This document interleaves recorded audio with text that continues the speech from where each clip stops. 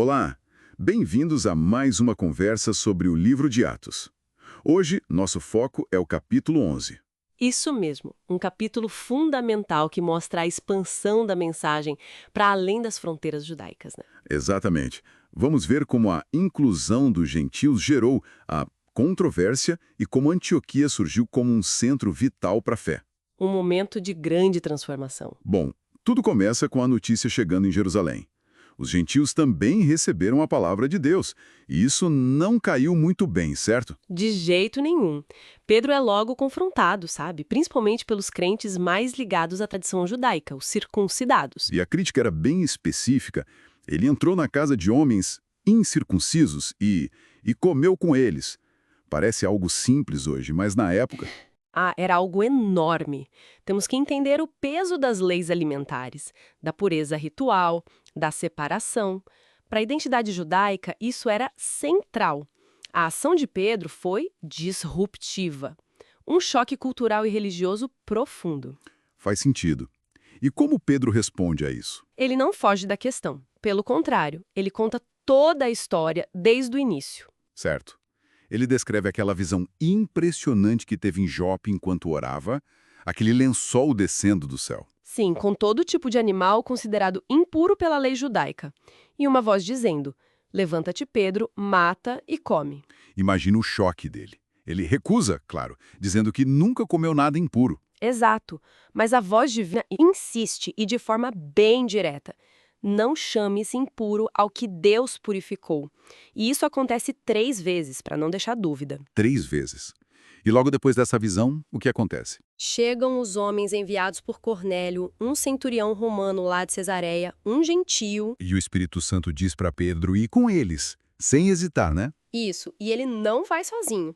Leva 6 irmãos judeus como testemunhas, uma atitude prudente, aliás. Chegando lá, na casa de Cornélio, ele descobre que o próprio Cornélio tinha tido uma visão. Um anjo o instruiu a chamar Pedro. Exatamente. O anjo disse que Pedro traria uma mensagem de salvação para ele e para toda a sua casa. Veja como Deus estava orquestrando tudo dos dois lados. É impressionante. E essa visão de Pedro, qual o significado mais profundo dela? Olha, teologicamente é um divisor de águas. A ordem divina sobre os alimentos, ela é invalida na prática as restrições que separavam judeus e gentios, é um símbolo poderoso de que a salvação agora está aberta a todos, sem distinção étnica. Deus estava quebrando barreiras. E o ponto alto acontece enquanto Pedro está falando na casa de Cornélio, certo? Sim, enquanto Pedro prega a mensagem de Jesus, o Espírito Santo desce sobre todos os gentios que estavam ouvindo. Da mesma forma, com a mesma intensidade que aconteceu com os apóstolos lá no início, em Pentecostes. Uau! E Pedro conecta isso imediatamente. Na hora, ele lembra das palavras de Jesus sobre ser batizado com o Espírito Santo, e aí ele conclui de forma irrefutável. Se Deus deu a eles o mesmo dom que deu a nós quando cremos no Senhor Jesus Cristo, quem era eu para tentar impedir Deus? Que argumento! E como o pessoal em Jerusalém reagiu a esse relato? Quando eles ouviram tudo isso, a conexão da visão com a ordem do Espírito e, principalmente, o derramamento do Espírito Santo sobre os gentios, as críticas pararam. Mudança total de atitude, então. Sim, eles passaram a glorificar a Deus dizendo: então, até os gentios, Deus concebeu o arrependimento para a vida. Foi uma aceitação, uma mudança de paradigma importante ali na liderança de Jerusalém. Mas a história não para aí, né? Exato. Enquanto isso acontecia, Exato. A perseguição que começou com Estevão tinha espalhado os crentes.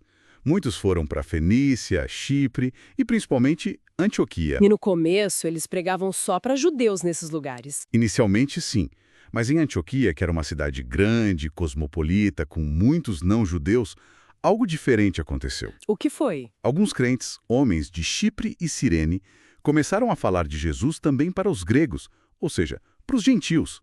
E a resposta foi incrível. Muita gente creu. Uma evangelização espontânea, então. Totalmente. Não foi um plano vindo de Jerusalém. Foi a iniciativa desses crentes anônimos guiados pelo Espírito. E a notícia disso chega a Jerusalém, claro. E a igreja de Jerusalém resolve mandar alguém para ver o que estava acontecendo. Isso, eles enviam Barnabé. Uma ótima escolha, aliás. Ele descrito como homem bom, cheiro do Espírito Santo e de fé. E o que Barnabé encontra em Antioquia? Ele repreende? Muito pelo contrário. Ele chega lá, vê a graça de Deus agindo naquela comunidade mista e se alegra imensamente. Ele encoraja todos a permanecerem fiéis ao Senhor. Que legal! E ele percebe que o trabalho ali é grande, né? Sim, ele vê o potencial e a necessidade de mais ensino, mais estrutura. E aí ele tem uma ideia genial. Vai até Tarso buscar Saulo. O futuro apóstolo Paulo. Exatamente. Ele traz Saulo para Antioquia e os dois passam um ano inteiro ali ensinando aquela multidão de novos crentes. Foi um período de consolidação importante. E tem um detalhe marcante que acontece em Antioquia. Ah, sim. Foi ali, naquela cidade majoritariamente gentílica, nesse ambiente vibrante e multicultural, que os discípulos foram chamados de cristãos pela primeira vez. Cristãos, esse nome surgindo ali, o que isso sinaliza? Sinaliza, eu acho, a formação de uma identidade própria, sabe? Distinta do judaísmo. O movimento estava crescendo tanto entre os não-judeus que precisava de um nome que refletisse sua característica central, seguir a Cristo. E foi um nome dado de fora, provavelmente pela população local. Interessante. E o capítulo termina com mais uma conexão entre Antioquia e Jerusalém. Isso. Alguns profetas descem de Jerusalém para Antioquia. Um deles, chamado Ágabo, se levanta e, pelo Espírito, prevê uma grande fome que atingiria todo o Império Romano. Fome essa que, historicamente, a gente sabe que aconteceu durante o reinado do imperador Cláudio. Exatamente. E a reação da igreja em Antioquia é notável. O que eles fazem?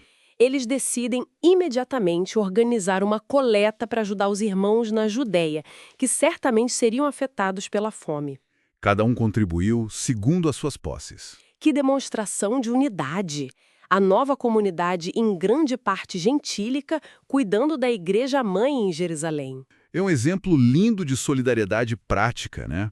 Mostra que a fé em Cristo estava realmente superando as divisões antigas e criando uma nova família, um corpo unido que cuidava uns dos outros. Resumindo, então, Atos 11.